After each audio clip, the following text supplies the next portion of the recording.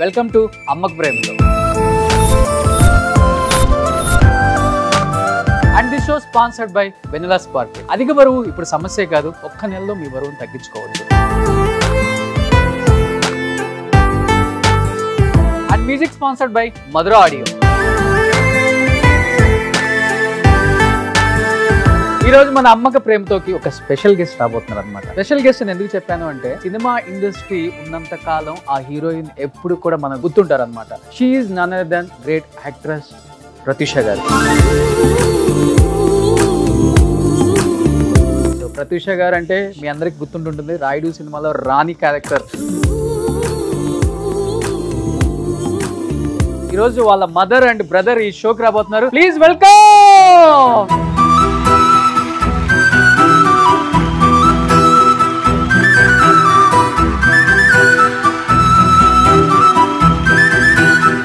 Krishna, this is your first interview, first time. Pratyusha గారి brother ఎలా ఉంటారో ఒకసారి స్క్రీన్ మీద ఇప్పుడు చూడబోతున్నారు చాలా మంది కూడా. సో ఎలా అనిపిస్తుంది ఫస్ట్ టైం అమ్మతో నువ్వు కూర్చోవడం? ఇది కూడా ఇదే ఫస్ట్ టైం నాకు తెలిసి ఇంటర్వ్యూ. యాక్చువల్లీ నేను స్పెషల్గా వచ్చింది ఏంటంటే మీతో ఉన్న ఫ్రెండ్షిప్. Thank you.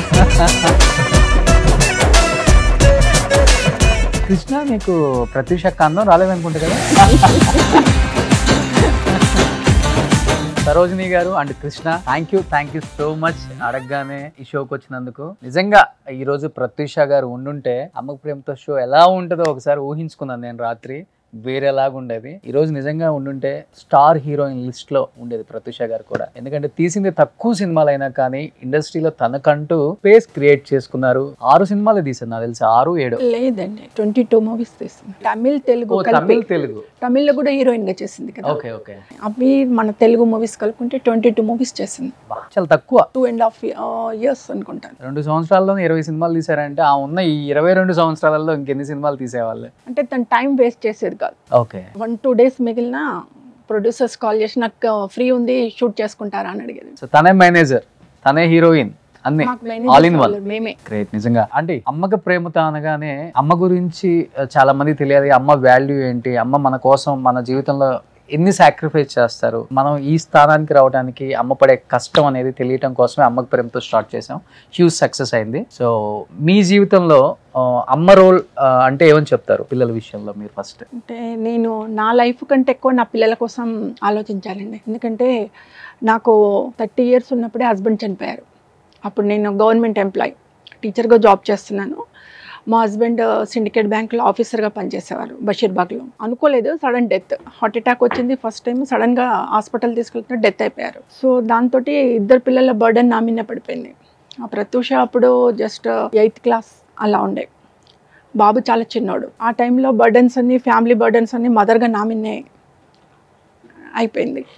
దాంతో ఇంకా నాకు నేనే ధైర్యం చెప్పుకొని 2 పిల్లలే నేను కరెక్ట్గా పెంచాలి, హస్బెండ్ లేకపోయినా నేను చేయాలి, తల్లి తండ్రి నేనే కావాలి అనుకుని ఆ ధైర్యంతో, నాకున్న ధైర్యం ఏంటంటే గవర్నమెంట్ జాబ్. సో ఆ జాబ్ తోటి నేను పిల్లల్ని 2 ధైర్యంగా పెంచుకుంటూ వచ్చాను. ప్రత్యూష చాలా అందంగా ఉండేది. స్క్రీన్ మీద కంటే ఇంకా రియల్ దాంట్లో చాలా అందంగా ఉండేది. ఒక్కొక్కసారి షూటింగ్స్లలో ఏం చేసేవారంటే డల్ చేసేవారు. చాలా వైట్గా ఉన్నావు, డల్ చేస్తామని చెప్పి మేకప్ డల్ చేసేవాళ్ళు. ఇంకా నాకు భయం వేసి, డాడీ లేడు, నేనేమో మార్నింగ్ విలేజ్ అంటే బొమ్మలరామారం మండల్లో జాబ్ చేసేది. మార్నింగ్ 7 o'clock వెళ్తే నైట్ ఈవినింగ్ అయిపోయేది మాకు. ఇంకా పాపతోటి భయం అయిపోయి పాపని తీసుకెళ్ళి హాస్టల్లో జాయిన్ చేశాను. ఇంటర్ ఫస్ట్ ఇయర్లో గౌతమి రెసిడెన్షియల్ స్కూల్లో జాయిన్ చేశాను. ఇంకా అక్కడ నుంచే సినిమా ఎఫెక్ట్ స్టార్ట్ అయింది. అక్కడ వాళ్ళ ఫ్రెండ్స్ వాళ్ళందరితోటి జగదేక వీరుడు అతిలోక సుందరి రాఘవేంద్రరావు గారి కాంటెస్ట్, జెమినీ కాంటెస్ట్లో ఫొటోస్ పంపించింది. అందరూ పంపిస్తే అందులో సెలెక్ట్ అయింది ప్రత్యూషని. నాకు కాల్ చేశారు, ఇట్లా జెమినీలో కాంటెస్ట్లో సెలెక్ట్ అయింది ప్రత్యూష, మీరు పంపిస్తారంటే నాకు భయం వేసింది. అప్పుడు ఒక యాజ్ ఏ మదర్గా ఫీల్డ్కి ఎలా పంపాలి అని చెప్పేసి కొద్దిగా భయపడినా. న్యాచురల్గా భయపడ్డా, వద్దులే అనుకుని పాపకు ఫోన్ చేసి తిట్టేశారు. చదువుకోమంటే ఇవన్నీ ఎవరు పంపించమంటున్నారు, నేను ఇక్కడ ఉంటే భయం వేస్తుందని నేను హాస్టల్లో జాయిన్ చేసిన, హాస్టల్లో మళ్ళీ ఈ ఫొటోస్ పంపించడం ఏంది అని చెప్పి కోపడ్డా. లేదు మమ్మీ, అందరం కామన్గా పంపించాము, టైం పాస్కి పంపిస్తే నేను సెలెక్ట్ అయినా అని చెప్తున్నారు వాళ్ళు. నువ్వు వద్దంటే వద్దులే, మానేస్తాను, చదువుకుంటాను అంది. మా ఫ్రెండ్ ఉంది నిర్మల అని, ఆ అమ్మాయిని అడిగాను. మా సెకండ్ బ్రదర్ కూడా కాల్ చేశా, ఇలా వచ్చింది జెమినీలో అని అంటే మా సెకండ్ బ్రదర్ బాగా కోఆపరేట్ చేశారు. విద్యాసాగర్ రావు గారు నాకు బాగా కోఆపరేట్ చేశారు. లేదమ్మా అవకాశం వచ్చినంత మాత్రం సెలెక్ట్ అయినట్టు కాదు కదా, చాలా ఉంటాయి అందులో స్టెప్స్, నువ్వైతే తీసుకొని వెళ్ళు అన్నాడు. ఇంకా మా బ్రదర్ అంతా సపోర్ట్ ఇచ్చారు కదా అని చెప్పి మా ఫ్రెండ్ మా కొలీగ్ని తీసుకొని వెళ్ళాం. అక్కడ నుంచి స్టెప్ బై స్టెప్ అన్నిట్లలో సక్సెస్ అవ్వకుంటూ వచ్చింది. 1 lakh members వచ్చారండి. 1,00,000 మంది వచ్చారు. ఫిల్టర్ చేయంగా దాదాపు 2 months అయినాయి సెలక్షన్స్. 2 months తర్వాత 7 pairs ను ఫైనల్ చేశారు. ఆ 7 pairs లో కూడా ప్రత్యూష వచ్చింది. ఆ 7 pairs కు యాక్టింగ్ క్లాసెస్ వాళ్ళు నేర్పించేసి 7 లో 3 members ని తీసుకున్నారు, 3 girls. అందులో ప్రత్యూష, లయ, ఇంకొక అమ్మాయి, ముగ్గురు వచ్చారు. లయకు మిస్ స్మైలింగ్ స్పేస్ అని చెప్పేసి ఇచ్చారు రాఘవేంద్రరావు గారు. ఇచ్చేసి అమ్మాయి ఇప్పుడు మూవీకి సెలెక్ట్ కాకపోయినా చాలా బాగుంది అమ్మాయి, మంచి ట్రైనింగ్ ఇప్పించండి, ఇప్పిస్తే మంచి హీరోయిన్ అవుద్ది అన్న. నేను రాఘవేంద్రరావు గారు సార్ తోడు అన్న, మాకెవరు తెలియదు సార్ ఫీల్డ్లో, ఫస్ట్ రావడము, ఇంకా పాప ఇంట్రెస్ట్ ఉంది కదా అని తీసుకొని వచ్చాను, మీరేమన్నా కొద్దిగా కోఆపరేట్ చేస్తే నేను జాయిన్ చేస్తాను సార్ అని చెప్పాను. అప్పుడు శ్రీరాములు గారిని సజెస్ట్ చేశాను, నేను చెప్తాను శ్రీరాములు గారికి, మీరు పాపని తీసుకెళ్ళి అక్కడ జాయిన్ చేయండి. శ్రీరాములు గారికి నా దగ్గరికి వెళ్ళి యాక్టింగ్ జెమినీ స్టూడియోలోనే పెట్టాను. అప్పుడు శ్రీరాములు గారు అక్కడికే వచ్చేసి గాయత్రి, ప్రత్యూష, ఇంకో 2 అబ్బాయిలకి యాక్టింగ్ నేర్పించేవాళ్ళు. Friends Laya and Pratyusha. నా ప్రత్యూష చనిపోయినాక ఫస్ట్ ఎవ్రీ ప్రోగ్రామ్ కు లయ వచ్చింది, మ్యారేజ్ అయ్యేవరకు. ఇక్కడ నా ఇంటర్వ్యూకి వచ్చారు లయ, ఎప్పుడు గుర్తు చేయలేదు, నాకు కూడా గుర్తులేదు. నాకు అంటే ఫస్ట్ తినొచ్చిందేమో అనుకున్నాను. ఎవ్రీ ప్రోగ్రామ్ కి వచ్చింది. అప్పుడు శ్రీరాములు గారు కాల్ చేశారు, మోహన్ బాబు గారు కాల్ చేసి, ఒక మంచి నాతో పాటు ఈక్వల్ గా ఉన్న డాటర్ క్యారెక్టర్ ఉంది, చాలా మంచి అమ్మాయి కావాలి, నీ యాక్టింగ్ స్కూల్లో ఎవరైనా ఉంటే పంపించు అని శ్రీరాములు గారికి కాల్ చేశారంట మోహన్ బాబు. నాకు అందరు అమ్మాయిలు ఈక్వల్, నా దగ్గర యాక్టింగ్ వచ్చిన ప్రతి అమ్మాయి పర్ఫెక్టే అనుకుంటాను నేను, మీ దగ్గరికి గాయత్రి, ప్రత్యూష అని ఉన్నారు, ఇద్దరిని పంపిస్తాను, మీ ఇష్టమైన వాళ్ళని సెలెక్ట్ చేసుకోండి అని అన్నారు. ముందు గాయత్రి వెళ్ళింది అమ్మాయి, వెళ్ళిన తర్వాత 2 days తర్వాత ప్రత్యూషని కూడా రమ్మన్నారు, ప్రత్యూష కూడా వెళ్ళింది. అక్కడ మోహన్ బాబు గారు మాట్లాడారు, 2 days తర్వాత మీకు చెప్తానండి అన్నారు. 2 days తర్వాత మనకి కాల్ వచ్చింది, ప్రత్యూష సెలెక్ట్ అయింది, ప్రత్యూషని తీసుకొని రండి అని. అలా ఫీల్డ్లోకి ఎంటర్ అయింది ప్రత్యూష. కృష్ణ, సో అమ్మ చెప్పారు ఫస్ట్ 30 years ఉన్నప్పుడే హస్బెండ్ చనిపోతే ఒక సింగిల్ పేరెంట్ కష్టాలు అనేది కేవలం మన కుటుంబంలో ఉన్న మనకే తెలుస్తుంది. బయట సమాజం రకరకాలుగా మాట్లాడుకుంటుంది, చుట్టాలు మాట్లాడుకుంటారు, అసలుకి కొన్ని అయితే మనం వినేవి కూడా కాదు, అంతగా చూస్తారు సింగిల్ పేరెంట్ని. అది ఎయిదర్ ఫాదర్ ఎయిదర్ మదర్ ఎవరైనా కానీ. ఇంకా సింగిల్ పేరెంట్లో అమ్మ పడే కష్టాలు అనేది చాలా చాలా చాలా చాలా చాలా కష్టం. మనం అవి చూస్తున్నప్పుడు, అవి చూస్తూ పెరుగుతున్నప్పుడు మనకు కూడా కొన్ని వాల్యూస్, ఎథిక్స్ తెలియకుండా ఆటోమేటిక్గా యాడ్ అవుతాయి, నేర్పనక్కర్లేదు కూడా ఎవరు కూడా. అసలుకి అమ్మ పడ్డ కష్టం నీ లైఫ్లో, అంటే ఈ స్థాయికి రావడానికి, అక్క కానీ నువ్వు కానీ ఈ స్థాయికి రావడానికి అమ్మ పడిన ఒక్కొక్క కష్టం అనేది ఒక్కొక్క మెమరీగానే మీకు గుర్తుండిపోయి ఉంటుంది. అలా అమ్మ గురించి ఏం చెప్తావు నువ్వు ఈరోజు? ఫాదర్ చనిపోయినప్పుడు నేను చాలా చిన్నగా ఉండేవాడిని అప్పుడు, కానీ అప్పటి నుంచే అమ్మ కష్టాలు బాగా అబ్జర్వ్ చేశాను. అంటే ఆ టైంలో ఎలా ఉండేది అంటే, అమ్మ డ్యూయల్ రోల్ పోషించాల్సి వచ్చేది, స్కూల్కి వెళ్ళాల్సి వచ్చేది, మళ్ళీ ఈవినింగ్ మా మమ్మల్ని చూసుకోవాల్సి వచ్చేది, మళ్ళీ ఇంటికి సంబంధించిన మంత్లీ అన్ని చూసుకోవాల్సి వచ్చేది. సో ఇవన్నీ చూసినప్పుడు చాలా హెక్టిక్ గా అనిపించింది. అంటే మాకు ఏం చేయలేకపోతున్నామేమో ఫీలింగ్ కలిగేది. మాకు మేము చేయగలిగింది ఏంటి, పర్ఫెక్ట్ గా ఉండగలిగితే చాలు. అమ్మకు ఒక రకమైన అమ్మ అట్లీస్ట్ నా పిల్లలు సంతృప్తిగా ఉన్నారు, కన్సెక్షన్ తో పెరుగుతున్నారు అని ఫీల్ తో ఉంటారు. ఒక స్టేజ్ వచ్చాక అమ్మ ఫాదర్ పొజిషన్ కి వెళ్ళిపోయి అక్క మదర్ పొజిషన్ కి వచ్చేసింది. నాకు ఎన్ని ఇయర్స్ కి? 12 years అలా ఉన్నప్పటికీ నాకేమైనా కావాలంటే నేను అక్క దగ్గరికి ఎక్కువ వెళ్ళాను. అమ్మాయి అంటే పెద్దరికంగా ఉండేవాడు, చిన్న భయం బెరుకుండే నాకు. ఇప్పుడు కూడా ఎక్కువ మమ్మీ అక్కను కొట్టేదా నిన్ను కొట్టేదా? అబ్బాయి ఇద్దరికి సన్నే కొట్టేవాడు.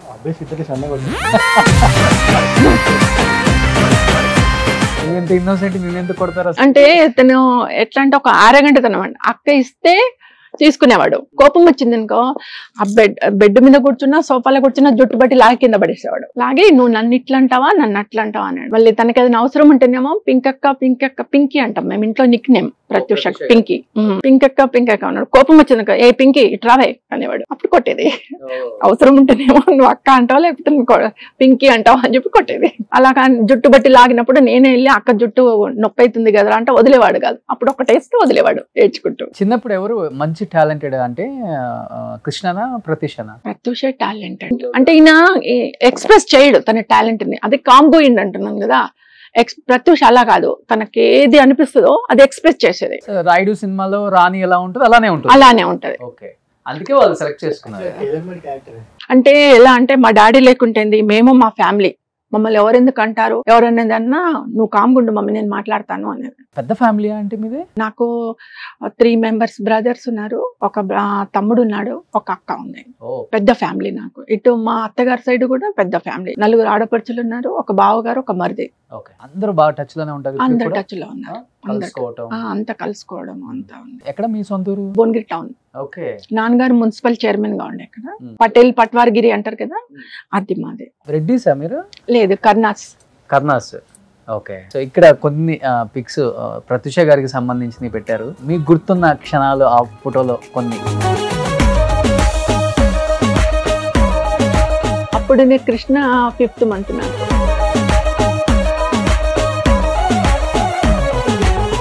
ప్రత్యూష ఫస్ట్ బర్త్డే సత్యనావ్రతం. లవ్ మ్యారేజ్ మీది? Love marriage. యుద్ధాలు ఏం జరగలేదా? జరిగినాయి. ఏంటి అంకుల్ అంతగా నచ్చిన పాయింట్ ఏంటి యుద్ధం చేసి పెళ్లి చేసుకోవడానికి? చాలా అందంగా ఉండేవాడు. కానీ బాగా అర్థం చేసుకునే వాళ్ళేనా? కొద్ది కోపం ఎక్కువ. కృష్ణలాగా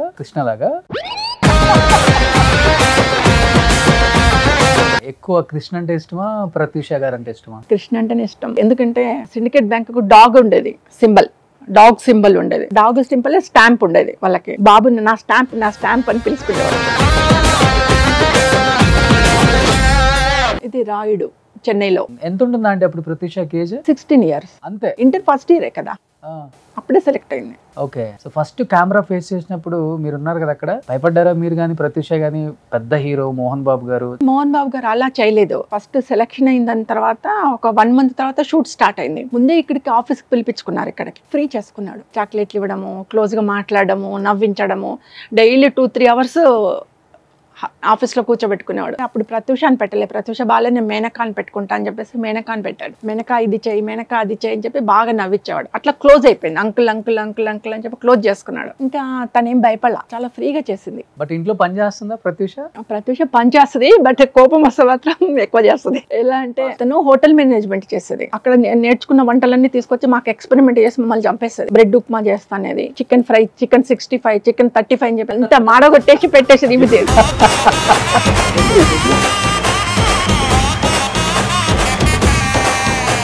ఈ మూవీకి కూడా నేనే ఉన్నాను. రామానాయుడు స్టూడియోలో షూట్ అవుతుంది. ఒకరోజు నాగార్జున గారు ఉన్నారు, కూర్చున్నారు. నేను అప్పుడు కూడా నమస్కారం అండి అని చెప్పి దూరంగా కూర్చున్నాను. ప్రత్యూష కమ్ అన్నాడు. సార్ అని చెప్పి దగ్గరిపోయింది. నువ్వు ఇంకా తగ్గాలి, నెక్స్ట్ నా మూవీలో నువ్వే హీరోయిన్, బాడీని తగ్గించేసుకో, ఏం తినకో అన్నాడు. Okay sir. అప్పుడు లావ్ అయ్యారా? అంటే ఇంకా తగ్గమన్నారు. ఈ దానికంటే ఇంకా తగ్గాలి, నెక్స్ట్ మూవీ నాదే అని చెప్పేసి ఇట్లా కొట్టేసి వెళ్ళారు. చాలా బాగా చూసుకున్నారు. సుధాకర్ గారు ఎప్పుడు కూడా ప్రత్యూషను మా ఏంజిల్ అనేది, మా ఏంజిల్ ఏది అని అడిగాడు. ఏంజిల్లా ఉంటుందో మన నీ కూతురు, చాలా బాగుంటుంది, అందుకని మేము ఏంజిల్ అని పెట్టుకున్నాము, ఏమనుకోరు కదా అన్న. సార్ అలా అదేమి ఉండదు సార్ అని. ప్రత్యూష అని ఎవరు పిలిచేవాళ్ళు కాదు, ఏంజిల్. ఈ సినిమా అప్పటికి ఫుల్ మెచ్యూరిటీ వచ్చింది తనకి. అసలు బాగా మనిషి ఉండటం కూడా ఎలా ఉండాలో అలా, ఫిజిక్ కానీ, ఆ ఫేస్ కానీ, ఎక్స్ప్రెషన్స్ కానీ, డైలాగ్ డెలివరీ కానీ, అసలు పరిపూర్ణంగా ఎలా ఉండాలో ఒక హీరోయిన్, ఒక ఆర్టిస్ట్ అంటే ఈ సినిమా. షూటింగ్ లో కూడా చాలా సిస్టమేటిక్ గా ఉండేది. అవును. షూట్ అయిపోయిందంటే వచ్చేసి కూర్చునేది, ఏదో ఒక 2 or 3 books, jokes and English books తెస్తే అది చదువుకుంటూ కూర్చునేది. తన పని ఏందో తను చేసుకుని. ఏం చదువుకున్నారు అప్పటికి? హోటల్ మేనేజ్మెంట్ అంతే, అక్కడ ఆపేశారు. ఫైనల్ ఇయర్ లో ఉండింది, చనిపోయింది.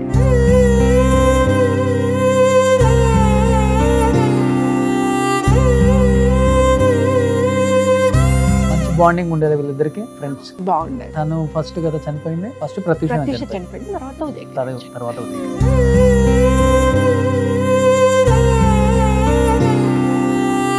ఇదేమో అక్కడ రాయలసీమలో గుళ్ళో అయింది. సాంగ్ పెట్టేది. దినమ్మ గారితో ఎలా ఉండేది ప్రత్యూష గారికి? తిడుతూ ఉండేది. ఇప్పుడు ఎలా అయిపోయిందంటే, నేను కాల్ చేస్తాను కదా, నేను సరోజిని మాట్లాడుతున్నానంటే, ఎవరమ్మా నువ్వు మీరు అని అంటారు. సార్ నేను ప్రత్యూష మదర్ ఓకేమా చెప్పండి అని అంటారు. అంటే నా పేరు సరోజిని మరిపోయింది, ప్రత్యూష మదర్ అనేది వచ్చేసింది. అంటే మేము ఆమెను అంత ఓన్ చేసుకున్నాం. ఆమె చనిపోయిన తర్వాత కూడా ఆమె పేరును ఓన్ చేసుకున్నాం. వెంటనే ట్రస్ట్ కూడా పెట్టారు కదా, చనిపోయిన వెంటనే. Pratyusha charitable trust. ఎవరు ఇంతలా పాపులర్, ఓకే చనిపోయింది, తన టైం బాగాలేదు, వదిలేస్తారు. కానీ తన గురించి మీరు ఇప్పటికి 22 years అయింది తను చనిపోయి, కానీ ఎవరికి 22 years అయిందని కూడా అనిపించట్లా. ఎప్పుడు తను నిత్యం మన మధ్యలోనే ఉంది అని ఏదో ఒకటి మీరు యాక్టివిటీ చేయటం అనేది గ్రేట్. అంటే ఎక్కువ నేను పెట్టుకుంది ఉమెన్, అంటే ప్రత్యూష గర్ల్ కాబట్టి ఓన్లీ ఫర్ ఉమెన్ అని చెప్పేసి ఒక యాక్టివిటీ పెట్టుకుంటే బాగుంటుంది అని చెప్పేసి ఆ కాలంలో కేసీఆర్ చంద్రశేఖరరావు గారు చెప్పారు. అమ్మ నువ్వు ఒక ట్రస్ట్ పెట్టుకో, పెట్టుకుంటే ఆ ట్రస్ట్ పేరు మీద నీ కూతుర్ని మర్చిపోతావు. ఎంతో మంది గర్ల్స్ని చూస్తూ ఉంటే మైండ్లో నుంచి అమ్మాయి వెళ్ళిపోయి అందరిలో ప్రత్యూష కనబడుతుంది నీకు. ఒక విధమైన కేసీఆర్ గారు అప్పుడు 2002లో అప్పుడప్పుడే ఆయన పార్టీ పెట్టి బయటకు వచ్చారు. సో అప్పుడు నాకు సజెషన్ ఇచ్చేసి తనే మా ట్రస్ట్ రిజిస్ట్రేషన్ చేసేసి, ఇదే నీ డాటర్ అనుకో, నేను రిజిస్ట్రేషన్ చేసి ఇస్తున్నాను నీకు, ఈ ట్రస్ట్ నీ డాటర్, దాన్ని నిలబెడితే నీ పాప పేరు నిలబడిపోతుంది. ఎటువంటి యాక్టివిటీస్ చేస్తున్నారు తనకు గుర్తుండటానికి అందరూ? మేము ఎక్కువ ఉమెన్ యాక్టివిటీస్ అండ్ మెడికల్ అండి. అంటే నేను మెడికల్ ఎందుకు పెట్టుకుంటే ప్రత్యూష ట్రీట్మెంట్ కరెక్ట్గా లేకుండా అక్కడ మీకు తెలుసు సో చనిపోయింది. దానికోసం చెప్పి కొంతమంది వాళ్ళకన్నా మనం మెడికల్గా సపోర్ట్ ఇద్దాం, కొంతమంది అమ్మాయిలకు ట్రైనింగ్స్ ఇద్దాం, ఎంపవర్మెంట్ ఇద్దాం, ఎడ్యుకేషన్ ఇద్దామని చెప్పేసి నేను maximum spoken English, beautician, tailoring, మగ్గం, ఇలా డిఫరెంట్ ఇయర్లో ఒక 40,000 గర్ల్స్ వరకు నేను ట్రైనింగ్స్ ఇచ్చాను ఇప్పటికీ. గ్రేట్ అంటే 40,000 మంది. ఎక్కడికి పోయినా ఇప్పుడు మా భువనగిరి, నల్గొండ, ఎల్బీ నగర్, జన్గాం, బొమ్మల రామారం, ఇటు తార్నాక, ఇటు వరకు ఇప్పుడు మల్కాజ్గిరి, మణికొండ, ఎక్కడ పోయినా ప్రత్యూష అక్క ట్రస్ట్ అంటారు. నా దగ్గర ట్రైనింగ్ చేసుకున్న వాళ్ళు చాలా మంది ఉన్నారు. ఎంతో కాల్స్ చేస్తూనే ఉంటారు నాకు, అమ్మ బాగున్నారా, అమ్మ బాగున్నారా, ఏ ఆపద వచ్చినా నాకు కాల్ చేస్తారు. ఇంకోటి ఏంటంటే స్టేట్ గవర్నమెంట్ నుంచి ఫ్యామిలీ కౌన్సిలింగ్ సెంటర్ ఒకటి తీసుకున్నాను, central government women and child ministry నుంచి. అదొకటి రన్ అవుతున్నాం. నియర్లీ మేము ఒక 400-500 ఫ్యామిలీస్ వరకు నేను సెట్ చేశాను ఇప్పటి వరకు. Great great great super. అందుకనే ఈరోజు మీరు అమ్మకు ప్రేమతో షోకి తను లేదన్న ఫీలింగ్ లేకుండా ఒకవైపు రైట్లో కృష్ణ అండ్ లెఫ్ట్లో ప్రతిషాని మేము చూపిస్తూ ఉన్నాం అనమాట. So one more pic Subbu.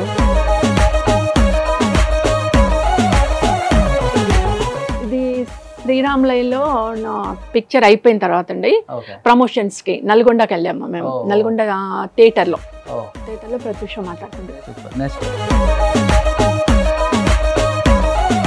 First Pratyusha death యానివర్సరీకి నేను ప్రోగ్రామ్ చేశాను. అప్పుడు వీళ్ళందరూ వచ్చారు. ఒక ఇయర్ తను, ఇది సెకండ్ ఇయర్. ఇదేమో ఈయన నెల్లై సుందరరాజన్ అండి. మాకు తమిళ్లో పిఆర్ఓ. ఇలా ఆట పట్టించారు. కొద్దిగా పెద్దవాడు అంకుల్ అని చెప్పి అలా ఇలా పెట్టేసి చాలా ఆట పట్టించేది. అందుకని మేము ఫోటో తీద్దాం అనుకున్న తర్వాత సడన్ గా వెనక పెట్టింది మేము చూడలే. వెనక టూ ఫింగర్స్ చాలా ఆట పట్టించేది. ఇదేమో ఈ అబ్బాయి చాలా ప్రత్యూషకు వీరాభిమాని. ఇప్పటికి ఒక 10 years నుంచి మేమన్నా డెత్ యానివర్సరీకి వెళ్ళమా సమాధి దగ్గరికి అబ్బాయి వెళ్తాడు. కిషోర్ అని చెప్పి మహబూబ్ నగర్.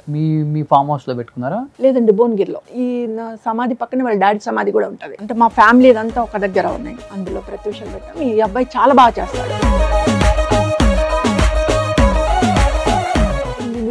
సిద్ధార్థ్ అంటే అడగకూడదు అనుకుంటాను కానీ అడగొచ్చు. ఇప్పుడు ఏంటంటే మీరు ఒక మాట అన్నారు ఫస్ట్ లో, ఎందుకంటే హస్బెండ్ లవ్ చేసి పెళ్లి చేసుకున్నారు, చాలా చిన్న ఏజ్ లోనే చనిపోయారు. తర్వాత ఫాదర్ ఫిగర్ ని మీ ఇంట్లో తన బ్రదర్ కానీ మీకు కానీ చూపించిందంటే ప్రత్యూష గారు. బట్ అలాంటిది ఇండస్ట్రీకి వచ్చిన తర్వాత ప్రత్యూష గారు మారారు అనొచ్చా, లేకపోతే ప్రత్యూష గారిని కావాలని ఇన్ఫ్లుయెన్స్ చేసి ఈ స్థాయికి తీసుకెళ్ళి తన్ని చంపారు అని చెప్పొచ్చు? ఆ టీనేజ్లో ఒక నమ్మకం వస్తుంది.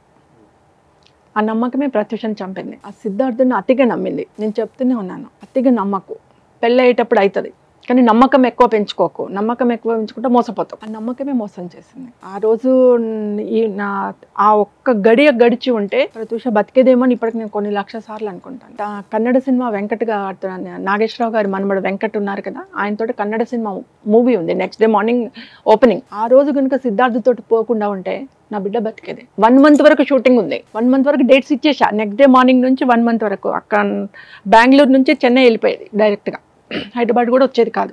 అలా ఫిక్స్ చేశాను. ఇంకా రాత అలా ఉంది. సిద్ధార్థ్ కూడా నమ్మించి మోసం చేశాడు. అంటే నా ఉద్దేశంలో ఎలాగంటే కూడా ప్రేమించి పెళ్లి చేసుకున్నా. ప్రేమ అంటే ఏందో నాకు తెలుసు. నేను ఎలా అనుకుంటానంటే నాకు ఇష్టం లేదు, లేకపోతే అమ్మాయి మీద కోపం ఉంది, లీవ్ ఇట్. అమ్మాయి నిన్ను మోసం చేస్తుంది, లీవ్ ఇట్. ఒక మనిషిని తీసేసినావు, నీ ప్రేమ నీకు రాలేదు కదా, వచ్చిందా, చంపినావు, ప్రేమ వచ్చిందా తిరిగి రాలేదు. కానీ ఒక అమ్మాయి జీవితం అయితే తీసేసినావు కదా, అది జీవితాంతం నిన్ను టార్చర్ పెడుతూనే ఉంటుంది. ఇప్పుడు అతనికి కూడా ఒక మచ్చే కదా, ప్రత్యూషని చంపాడు అంటే ఎందుకు చంపాల్సి వచ్చింది అనేది ఒక క్వశ్చన్ మార్క్ ఇప్పటికి కూడా చాలా మందికి. వాళ్ళ ఇంట్లో ఒప్పుకోలేదండి. సిద్ధార్థ్ రెడ్డి ఇంట్లో ఒక హీరోయిన్ పెళ్లి చేసుకోవడం అనేది ఒప్పుకోలేదు వాళ్ళు. అంతవరకు ఓకే, మీకు ఇష్టం లేకపోతే ఇష్టం లేదని వదిలిపెట్టేస్తే అయిపోయేది. అదొకటి. నెక్స్ట్ ఏమైపోయిందంటే సిద్ధార్థ్ రెడ్డి కూడా ఎట్లా అయిపోయిందనంటే ఒక విధమైన ఇన్సెక్యూరిటీ. ఈమెకేమో డే బై డే ఆఫర్లు వస్తున్నాయి, మంచి హీరోయిన్ గా సెటిల్ అయిపోతుంది, పేరు వస్తుంది. రేపటి నాడు నన్ను కేర్ చేస్తుందా లేదా, నన్ను రిసీవ్ చేసుకుంటుందా లేదా అనేది ఒక ఇన్ఫీరియారిటీ కాంప్లెక్స్ వచ్చేసింది ఆ అబ్బాయిలో. ఇక్కడ ప్రత్యూష నన్ను అడిగితే నేను ఒప్పుకున్నాను. ఏమని చెప్పానంటే, నువ్వు మంచి హీరోయిన్ ఒక సిద్ధార్థ్ కూడా యూఎస్కి వెళ్తాను అంటున్నాడు కదా, అక్కడ చదువుకొని రాని. కలిసారు మీరు ఎప్పుడన్నా తన్నే? 2-3 times కలిసా. మాట్లాడారు? మాట్లాడాను. అబ్బాయి మంచివాడే. బట్ ఎవరికైనా ఎలా ఉంటుందండి అంటే క్యారెక్టర్ అనేది, ఇంటర్నల్ క్యారెక్టర్స్ మనం ఎక్స్పెక్ట్ చేయలేం. అబ్బాయి చాలా కామ్ గోయింగ్, నిదానంగా ఉండేవాడు, ఒక్కడే కొడుకు. నేను కూడా చెప్పాను, ప్రత్యూష డెవలప్ కానీ కొద్దిగా ఎసెట్స్ చేసుకుందాం మనం. రేపు మీరు ఏదైనా కంపెనీ పెట్టుకోవాలన్నా, ఫ్యూచర్లో మీరు సెట్ కావాలన్నా ముందు ఎర్నింగ్ ఇంపార్టెంట్. ఈ ఏజ్లో ఎర్న్ చేసుకున్న తర్వాత ఒక 2-3 years ఆగి మ్యారేజ్ చేసుకోండి అని చెప్పాను. మా పాప ఒప్పుకుంది, ప్రత్యూష ఒప్పుకుంది. కానీ వాళ్ళ ఇంట్లో వాళ్ళు యాక్సెప్ట్ చేయలేదు. అతనికి ఎలా అయిపోయిందంటే ఒక ఇన్ఫీరియారిటీ కాంప్లెక్స్, ఇన్సెక్యూరిటీ తోటి మా ఇంట్లో ఒప్పుకుంటలేరు, ఈమెనేమో డెవలప్ అయిపోతుంది, నన్ను రిసీవ్ చేసుకోదు ఎట్లా అనేది అతనిలో వచ్చేసింది. దాంతో ఈ మర్డర్ చేసే కాడికి ఇంకా తను ఒక్కడు చేయలేక ఫ్రెండ్స్ని కలుపుకొని నెక్స్ట్ డే మార్నింగ్ వెళ్తుంది. మళ్ళీ 1 month వరకు రాదు. ఫుల్ డేట్స్ ఇచ్చేసింది షూట్స్కి. 2-3 సినిమాలకు ఇచ్చేసినాం, తమిళ్ అండ్ కన్నడ. సో ఆ సినిమాలకు డేట్స్ ఇచ్చేసింది. ప్రత్యూష మళ్ళీ నాకు ఎప్పటికి కనబడుతుందో అని చెప్పేసి ఆ రోజు బ్యూటీ పార్లర్కి వెళ్ళినప్పుడు, ఫెరీస్ బ్యూటీ పార్లర్ పంజాగుట్టలకు వచ్చినప్పుడు కలిసి వద్దాము, అలా తిరిగేసి వద్దాము, ఒక 1/2 hour, నువ్వు రేపు పొద్దున వెళ్తున్నావు కదా అని చెప్పేసి తీసుకొని వెళ్ళాడు. ఇంకా అదే ప్లానింగ్ జరిగింది. మార్నింగ్ టైంలోనే జరిగింది. ఈవినింగ్ 4 o'clock నుంచి జరిగింది. 23rd నైట్ జరిగింది ఇన్సిడెంట్. 24th ప్రత్యూష వెళ్ళాలి, 24th మార్నింగ్ చనిపోయింది ప్రత్యూష. బట్ కన్న కూతురు, కన్న తల్లి చనిపోతేనే తట్టుకోలేదు అసలు. అలాంటిది ఒక వయసులో ఉన్న కన్న కూతురు చనిపోతే కన్న తల్లి ఆవేదన ఎలా ఉంటుందో కేవలం మీకు మాత్రమే తెలుసు. మీరు అది అనుభవించారు కాబట్టి. తనని హాస్పిటల్ స్ట్రక్చర్ మీద అలా శవంలా పడున్నప్పుడు చూసినప్పుడు ఫస్ట్ ఫీలింగ్ ఏంటంటే, చాలా మంది చెప్పడం ఏంటంటే పొలిటీషియన్స్ వెళ్తున్నారు, పోలీసులు వెళ్తున్నారు, డాక్టర్స్ వెళ్తున్నారు, కానీ ఒక తల్లిగా మిమ్మల్ని ఎలా చేయట్లేదు రూమ్లోకి అనేది నేను విన్నాను. దానికి మేమిద్దరమే సాక్ష్యం. మేము ఎంత అడిగినా లోపలికి వెళ్ళనివారు. అసలు అంటే నా ఒక విధంగా నా బ్రెయిన్ బ్లాంక్ అయిపోయింది. ఎందుకు చేసుకుంది, ఏమైంది, నాకు ఎందుకు అర్థం కాలేదంటే, నా బిడ్డ క్యారెక్టర్ నాకు తెలుసు, తన మైండ్ నాకు తెలుసు, తన రెస్పాన్సిబిలిటీ నాకు తెలుసు. అటువంటి అమ్మాయి ఇలా ఎందుకైంది? ఎంత అడిగినా డాక్టర్స్ మమ్మల్ని పోని మాట్లాడదాము అని అంటే కూడా లోపలికి పోనివారు. 3 hours మమ్మల్ని అలా నిలబెట్టేశారు. లోపల ట్రీట్మెంట్ అవుతుంది అని చెప్పి మమ్మల్ని బయటనే నిలబెట్టేశారు. ఆఫ్టర్ 3 hours నన్ను మా బాబుని లోపలికి పంపించారు. ఈ లోపల నేను మా PRO గిరిధర్ గారికి కాల్ చేశాను, మా బ్రదర్స్కి కాల్ చేశాను, మా అక్కయ్యకి కాల్ చేశాను, మా వాళ్ళందరికీ కాల్ చేసుకున్నాం. ఇలా ప్రత్యూష జాయిన్ అయిపోయింది రండి అంటే PRO గిరిధర్ తొందరగా వచ్చేసాడు. పాపం చాలా మాతోటే ఉన్నాడు. ఎవరు అడిగినా లోపలికి పోయినారు. 3 hours తర్వాత అప్పుడు లోపలికి పోనిచ్చారు. పోనిచ్చినాక కూడా ప్రత్యూష అక్కడ బెడ్ పైన ఉంది. మమ్మల్ని ఒక 20 feet దూరంలో నిలబెట్టారు మా ఇద్దరిని. బతికే ఉన్నారు అప్పటికి? అసలు ముట్టుకొని ఇవ్వలేదు కదండి.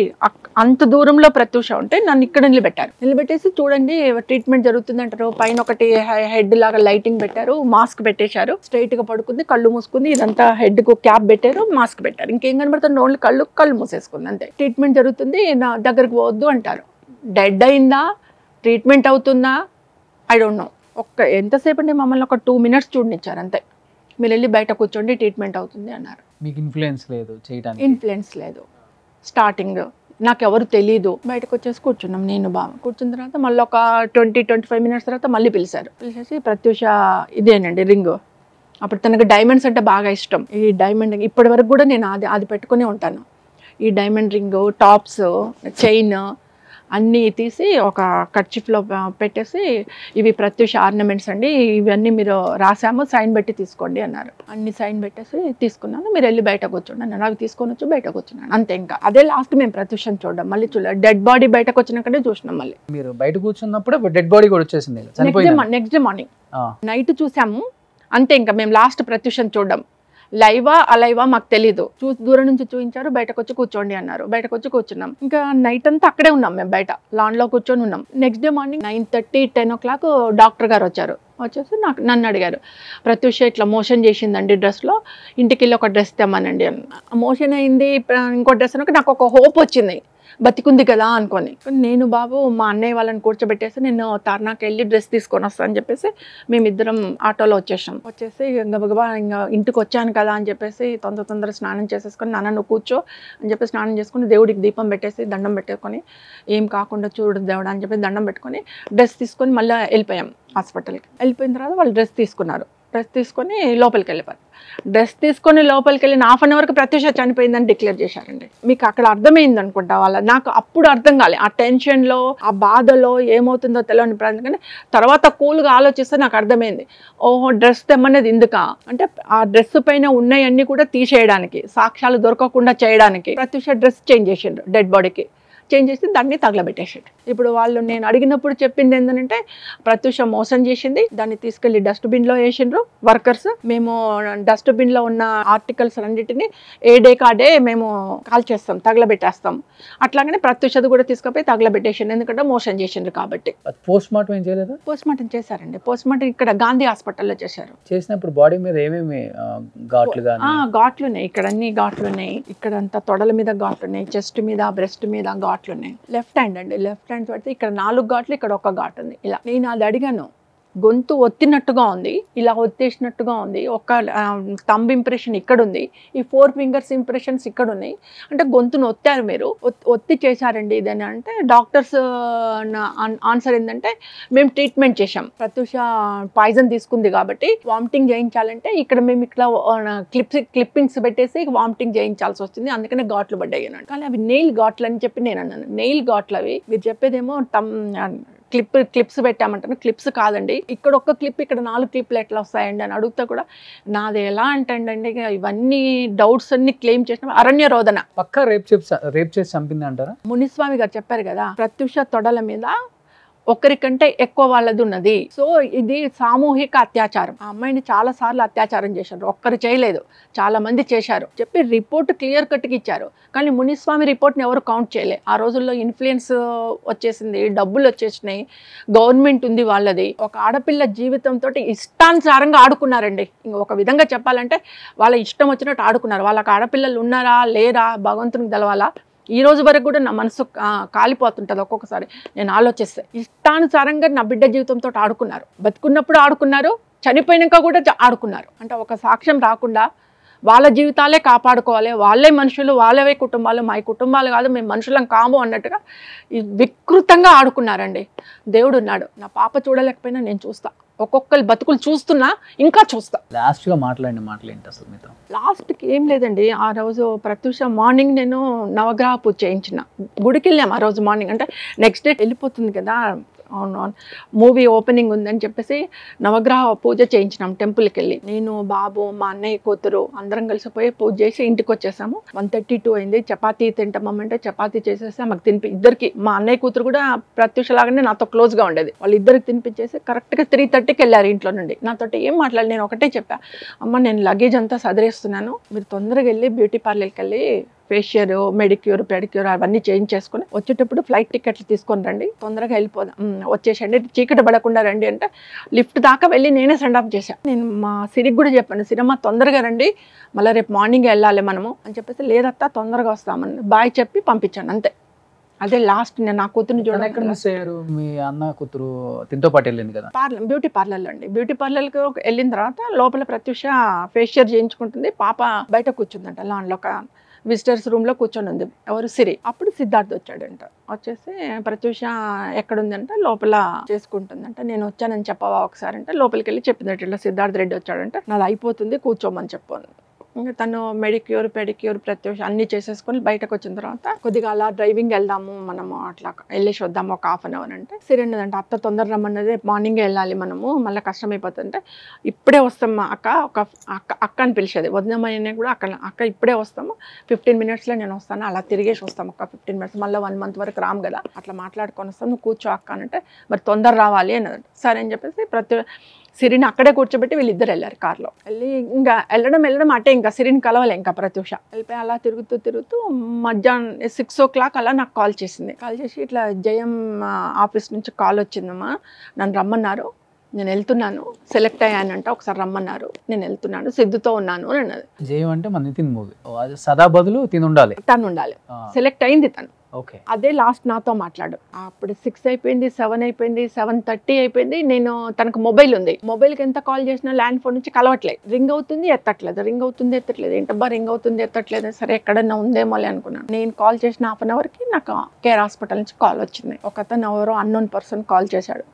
కాల్ చేసి అమ్మ ఇట్లా ప్రత్యూషను స్ట్రెచర్ మీద పడుకోబెట్టుకొని తీసుకెళ్తున్నారు హాస్పిటల్లో, మీ డాక్టరే అనుకుంటున్నాను నేను, ప్రత్యూష 100% ప్రత్యూష అని అన్నాను. నేను కోపడ్డాను, అతను నాకు తెలియదు కదా, స్ట్రెచర్ మీద పడుకోవడం ఏంటండి, మా బాబా బ్యూటీ పార్లర్ వెళ్ళిపోయింది. తను కూడా పక్క రూమ్ లోనే ఉన్నారు కదా, పక్క రూమ్లోనే ఉన్నారు. తను హాస్పిటల్కి తీసుకొచ్చి నేను తర్వాత ఎంక్వైరీ చేసి హాస్పిటల్లో ఉన్న వర్కర్స్ని వాళ్ళని నేను సొంతంగా వెళ్ళి ఎంక్వైరీ చేసుకున్నా వాళ్ళు ఏమన్నారంటే, కార్లో తీసుకొచ్చారమ్మా, ఇద్దరు ఒక అబ్బాయి వచ్చాడు, మీ పాప వచ్చింది, మీ పాపను ఫ్రంట్ సీట్లో కూర్చుంటే తీసి కింద, మీ పాప అప్పటికే పడిపోతుంది, తీసి కింద పడుకోబెట్టేశాడు, కింద పడుకొచ్చి కార్ తీసుకుపోయి పక్కన పెట్టేసి వీల్ చైర్ తీసుకొచ్చాడు, ఆమెను లేపి వీల్ చైర్లో కూర్చోబెట్టాడు, మీ పాప హెడ్ ఇలా పడిపోయింది, తీసుకెళ్ళి రిసెప్షన్లో మాట్లాడాడు, రిసెప్షన్లో మాట్లాడితే పైకి ఐసీయూలో తీసుకెళ్ళమన్నారు. పాప ఆయన ఇద్దరు ఐసీయూలోకి వెళ్ళిపోయారు, ఆయన కూడా ఐసీయూలోకి వెళ్ళిపోయాడు, మళ్ళీ బయటకు రాలేదు, ఆయన ఒక రూమ్ లో పడుకున్నాడు, పాపను ఒక రూమ్ లో పడుకోబెట్టేశారు. పేరున్న పొలిటీషియన్స్ ఎంతలా చెయ్యొచ్చో తెలుసుకోవాలనుకుంటే ఇది ఒక ఉదాహరణ. నా బిడ్డ కేసు చూస్తే తెలిసిపోతుంది. బట్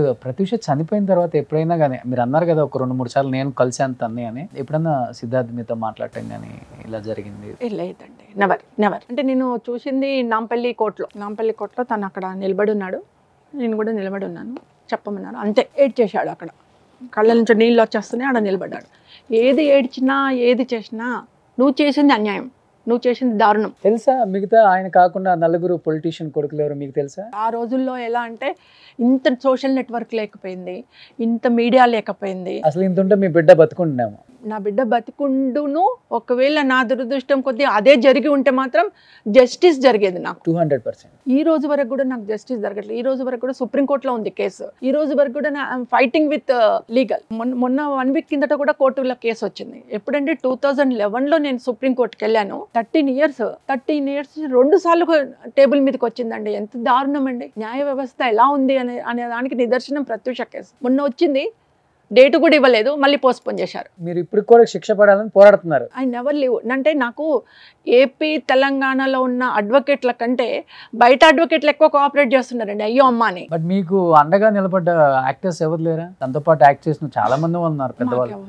ఒక్కళ్ళు కూడా వాళ్ళు అనుకుంటే పొలిటీషియన్స్ తో కూడా మాట్లాడి ఏంటిది ఇట్లా, అసలు తనకు న్యాయం జరగాలి, జస్టిస్ చేయాలి, ఎవరు ఇన్వాల్వ్ కాలేదు. నేను కూడా ఎవరిని వెళ్ళి, ఎందుకంటే నాకు జాబ్ ఉంది, ఆర్థికంగా ఇబ్బంది లేదు, ఆమె గవర్నమెంట్ ఎంప్లాయీ, నాకేం ఇబ్బంది లేదు. ఇప్పుడు కూడా పర్వాలేదు, నాకు బాగుంది. నా బిడ్డ అంతో ఇంతో సంపాదించింది, నేను తెలివితోట అదో ఇదో బిజినెస్ చేసుకుంటున్నాను. ట్రస్ట్లో మాకు గవర్నమెంట్ ప్రాజెక్ట్స్ ఉన్నాయి. పాప చేతికి వచ్చినప్పుడు ధైర్యం వచ్చింది, మళ్ళీ ఆ ధైర్యాన్ని దేవుడు తీసేసుకున్నాడు. మళ్ళీ అగైన్ నా కొడుకుని పట్టుకొని మళ్ళీ స్ట్రగుల్ స్టార్ట్ చేసిన. ఇప్పుడు మళ్ళీ నా కొడుకు నాకు చేతికి వచ్చాడు. కృష్ణ చిన్నగా ఉన్నప్పుడు కొద్ది ప్రాబ్లం ఏది, ఎక్కడికైనా పోవాలంటే ఎలోన్గా వెళ్ళాలంటే కూడా బీయింగ్ ఏ లేడీ నాకు కొద్ది ప్రాబ్లం ఏది. కానీ ఎప్పుడైతే కృష్ణ నాకు సపోర్ట్ వచ్చాడో I can fight with society again. అంటే చనిపోయినప్పుడు 19-20 19-20 ఉంటాయి. 20 సంవత్సరాలకి అన్ని సక్సెస్ లైఫ్లో, ఎండ్ ఆఫ్ ద లైఫ్ అన్ని చూసేసిందామా.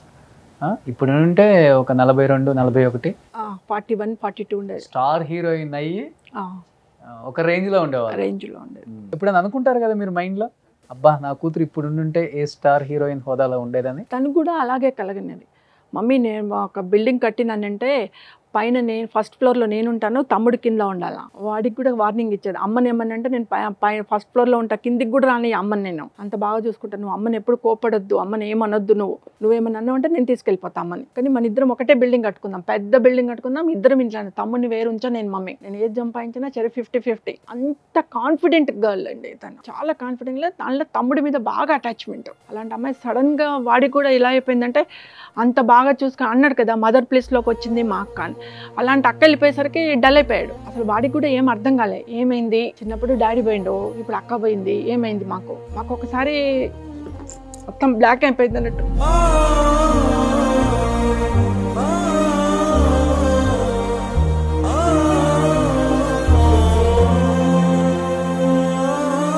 బట్ తక్కువ టైంలోనే తను చేసిన సినిమాల ద్వారా వచ్చిన రెమ్యునరేషన్తోనే మంచి ఆస్తులు అయితే కూడగట్టింది కదా. అంత పెద్దగా ఏం కూడగట్టలేదు, మా వరకు మేము ఓకే. ఎందుకంటే అప్పుడు ఆ రోజుల్లో చాలా లెస్ రెమ్యునరేషన్స్ అండి. మోహన్ బాబు గారు ఇచ్చింది 70,000 ఇది రాయుడికి. శ్రీరాములు అయ్యాక మోహన్ బాబు గారిది కదా పరిటాల రవి గారు, మోహన్ బాబు గారు, శ్రీరామ్లే 35,000 ఇచ్చారు. అంటే అప్పుడప్పుడే అప్కమింగ్ కొత్త అప్పుడప్పుడే అవుతుంది కాబట్టి 5 lakhs వరకు చేరింది అంతే.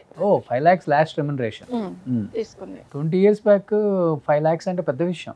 22 years బ్యాక్ 5 lakhs ఉండగా చనిపోయింది. బట్ తన లేని లోటు మీరు ఎవరు ఎంత చెప్పినా కానీ అది తీర్చలేరులే కానీ, బట్ తనకి ఎంతో ఇష్టమైన ఇండస్ట్రీ సినిమా ఇండస్ట్రీ. ఇక్కడ ఏదో పెద్దగా సాధిద్దాం, పెద్ద హీరోయిన్ అవుదాం అన్న ఒక ఇష్టంతోనే వచ్చింది కాబట్టి అది కృష్ణలో చూసుకుందాం అనుకుంటున్నారు ఇప్పుడు. కష్టపడుతున్నాను మళ్ళీ కృష్ణని నిలబెట్టాలి. ఎందుకంటే ప్రత్యూష మీద సింపతి కావచ్చు, ఒక బిడ్డను పోగొట్టుకున్న తల్లి అని చెప్పేసి నా మీద ఉన్న ఒక దయ కావచ్చు, ఏదైనా కావచ్చు, ఆ ఫీల్డ్లో మాత్రం నేను అలాగే ఉండిపోయాను. అందరితో ఇన్నేళ్ల నుంచి అందరితో టచ్ రిలేషన్ మెయింటైన్ చేస్తున్నాను. అది బికాస్ ఆఫ్ నా సెల్ఫిష్ కావచ్చు, నా కొడుకు కోసం. ఎవరైనా ఆఫర్ ఇస్తారేమో, ఎస్టాబ్లిష్ అవుతాడేమో అడుగుతున్నారా మీరే?